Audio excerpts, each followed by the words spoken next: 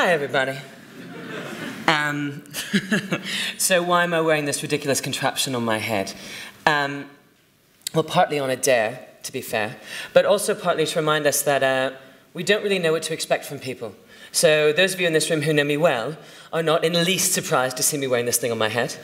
Those of you who know me less well, who've maybe seen me speak a few times, know the kind of things I wear, would probably not necessarily expect me to be wearing this thing on my head. And to be sure, the shops that I shop at online would have no expectation that I would be wearing this thing on my head, and yet here I am. I'm not going to wear it much longer, so get your pictures now. All right, bonus. But that is what I'm going to talk about. So as Axel said, I'm big on people. That's my thing, essentially. And when we talk about service design, one of the big questions is how do we use service design to drive real value? And I think it's a question that all of us who do this kind of work have a responsibility to help answer. So that's what I'm going to try to do now. To set the scene, this is a fairly obvious statement. The world has changed. Yeah, we all know that, but I mean quite specifically a few things. So, first of all, digital technology used to be in the periphery for normal people and for businesses. So, let's say 10 years ago, if you did online banking, like I did, you were probably some kind of geek, early adopter, or something like that. Nowadays, if you don't engage with technology, you pay extra. You pay extra for your utilities, you pay extra for train tickets. Sometimes you can't get things at all unless you engage with the digital domain. So everybody, including my 73-year-old mother, needs to cope with digital on some level. And the same applies to business. There's lots of talk about, you know, a new position called Chief Digital Officer. I think that if you don't have digital embedded all the way across your business, you're kind of in trouble already. Digital is not an option anymore. It's not a peripheral sort of add-on thing on the side. Everybody, everywhere, is immersed in digital technology every day. And this is a massive change from 10 years ago or even 5 years ago. Speaking of 5 years ago, or a little more than that now, another thing that's changed really dramatically is the way that people, or the level of control that people have over their own experiences with technology. And probably the best or easiest example of this is that before the first round of iPhone and the App Store, if you had a smartphone or a high-end device of some sort, what kind of services you got on it was determined by a combination of the manufacturer and your telco. Right? So if you had a Nokia device on Orange, you got a suite of services. What they gave you was what you got. You didn't really have many choices. Yes, okay, there was an App Store, but very few people could work out how to use it at that time. Now, by contrast, everybody's got their own personal ecosystem that they have made by using the App Store. My mother loves her iPhone. She used to be terrified of her computer. She's totally fine with the iPhone. She understands that it's her choice. She understands she can't break it. This has changed the way people think about technology, the way people deal with technology, and it's actually leading to another step forward, and I'll talk a little bit more about this later, where people are using technology to take matters into their own hands and circumvent traditional business entirely. But we'll leave that for now and come back to it later. All of these changes mean that the landscape's very different to what it was 10 years ago. And so when we formulate strategies, we have to think quite differently about them. And the first question when you're thinking about a strategy is always, what's the point? What is the problem you're trying to solve? What is the thing you're trying to achieve? And how do you figure out what that thing is? Where does that come from? You have choices. You can follow the competition, look at what your competitors are doing. A lot of people do this. The problem with following your competition is twofold. One, you'll always be behind. You're always looking at someone's back, someone who's ahead of you or who you think is ahead of you. And it's impossible or very, very unlikely that you're going to catch up, get over or around them somehow, and be okay. The other thing is, how do you know they're doing the right thing? Are you sure they're doing the right thing? Are you sure you want to be exactly where they are right now? I say find your own path. I say find your own way and find your own place that you want to be. Don't go by the competition because the chances are very, very small that you will win. Option 2, follow the tech. This is really appealing, especially to geeks like me, right? I love new technology. I love watching what's coming out into the world. The problem with following technology and taking your cues from it is that you might wind up with things that are not really appropriate for your audience. sometimes not really appropriate for anyone. My favorite example of this is a product, and I'm not lying, it really exists. It's a combination MP3 player and taser. Yes, the weapon. Okay, so who needs this? I don't know, I want one, but that's just because I'm perverse. So you wind up with things that aren't necessarily appropriate to your brand or to your business or to your customers or to anyone sometimes. And the other problem that comes from following the technology is that if that's all you look at, you become blind to some of the downsides of it. And you wind up veering into creepy territory. So I don't know how many of you don't use Gmail? Is there anybody in here that doesn't use Gmail? Right, okay, so less than 6. So if you do use Gmail, you've seen the ads that come up alongside your mail. And I've heard so many stories now about people stopping using Gmail for certain kinds of correspondence because of these ads. A friend of mine told me a story of a friend of hers who was quite ill, didn't know what was wrong with him, went for round after round of testing, and he kept all of his friends and family in the loop through Gmail. One day she got an email from him saying, "Sorry, I'm not sending any more emails about this." And when she rang him to ask why, he said that he was having such a hard time coping with the situation generally, and the ads that he was getting next to the emails he was writing were freaking him out to the point where he was having more anxiety than he could manage. So he had to stop using it. This is what happens sometimes. I don't think Gmail intends to be creepy. It doesn't intend to freak us out. It intends to bring us relevant content. It's trying, it's well-intentioned. But the focus is on the tech. And it doesn't always work. So what do you use? This. People are the heart of the system. People should be your focus. Here's why. People are the ones who are going to get money out of their pockets to buy your product or not. People are the ones who invent technology. People are the ones who love your stuff, love you, or hate it. It is people who will make or break your business commercially. That's the reality. At some point, normal human beings come into play. So if your focus isn't here, chances are your strategy is not quite right.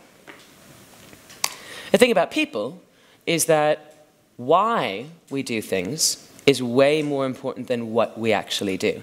So what we do is interesting, but why we do it is meaningful. If all you know is what, you'll never know how to respond. Why is the real question. And so the question to me is then, how do we figure out why people do what they do? Well, you can ask them. That's one thing you can do. However, people can't always tell you. Cognitive science tells us that at most, really most, 20% of conversations happen with the text that comes out of our mouths.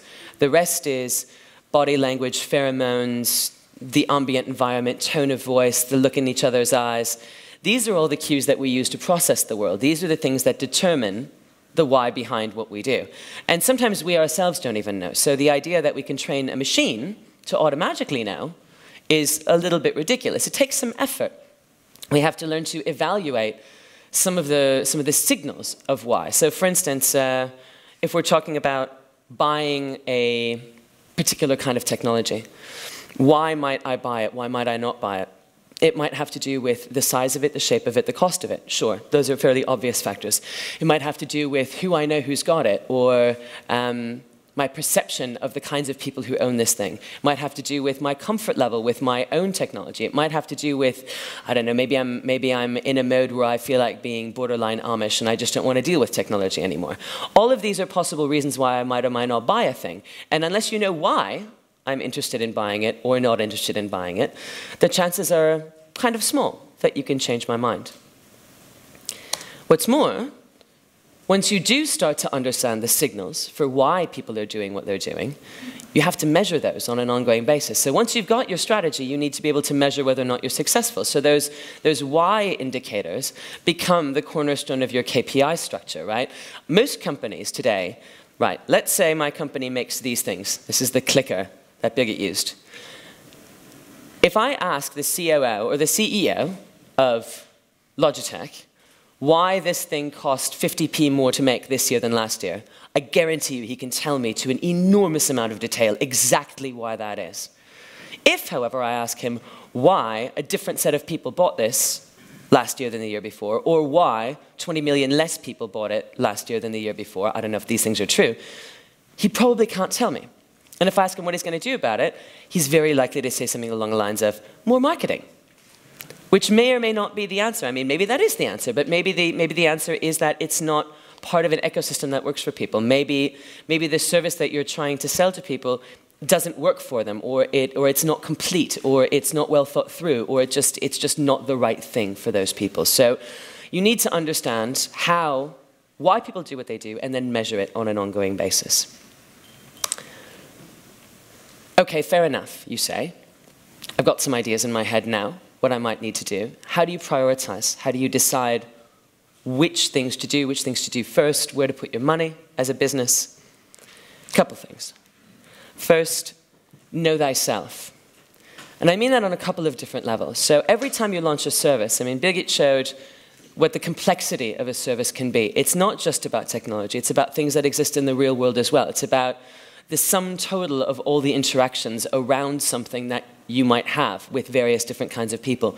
That takes not just money up front and design work up front and thinking, it also requires operational support. You need people to work on this and support it and be a part of it on an ongoing basis.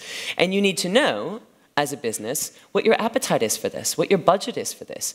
Can you actually pull it off in the longer term, or are you just going to make something that then winds up sort of sitting out in the desert and watching the tumbleweed roll past, because that's not going to work for you. That'll be a waste of money. The other side of it is to understand who you are to your customers. What is your brand? What kind of a person are you? What kind of a relationship do you have to your customers? And therefore, what is or is not appropriate for you to do? And I've got a good example of, one that wouldn't be appropriate. So what's wrong with this picture?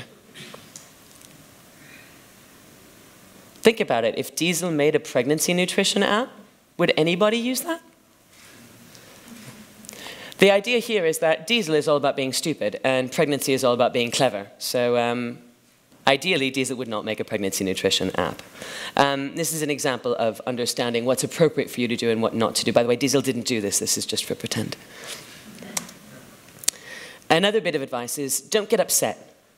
And I'll go back to something I said earlier here. So one of the things that's happening right now is there's a big wave of peer-to-peer businesses, especially in travel and transportation. You've got Airbnb, where people are going direct to one another to rent each other flats and rooms to stay in for holidays. You've got Getaround, the car service, where people are renting each other cars for short, medium, and long term. You've got Time Bank in the States, where people are bartering time. If I'm good at cooking and you're good at French, I'll trade you 2 hours I cook for you, 2 hours you teach me French. A simple barter system. And there's this uproar in the business community because, of course, people are circumventing the businesses that traditionally provided these services.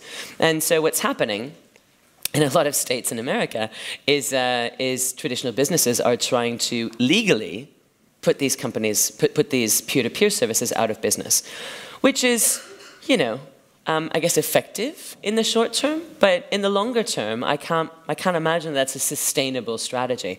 So instead of getting upset and getting angry when the landscape changes, my advice is to think about how you can turn that to your advantage. Don't fight, facilitate. There's always a way to turn things around to make them beneficial for everyone. So the next big fear that lots of people have, and there's going to be some talk about this here, I think, either later today or tomorrow, is around 3D printing. And there's a lot of different businesses that 3D printing might disrupt rather seriously. So what if you're a furniture maker? I won't name any names. Let's say you make inexpensive furniture that people can assemble for themselves at home. You are probably terrified. Anyone? You're probably terrified about what's going to happen when 3D printing comes in. Well, how about instead of trying to fight it, you license 3D models that people can then go print themselves. You license that at less cost. People can have them printed in whatever materials they want. Presto, changeo. It's a new model. You're accepting the fact that something's changed instead of fighting it. So that's my advice, is try to accept that the world is changing and find ways through it that benefit both the people at the other end and your business. Because the bottom line is we all do better when all of us do better. Happy people, happy customers, feed revenue, drive revenue, feed businesses that then turn that around and make life even better for people. I know it sounds like the utopian dream world, right? But if we pay attention to the people at the other end, when we design services, when we make business strategies, we can create a virtuous circle that actually improves things for everyone. And I've come in under time. Thank you.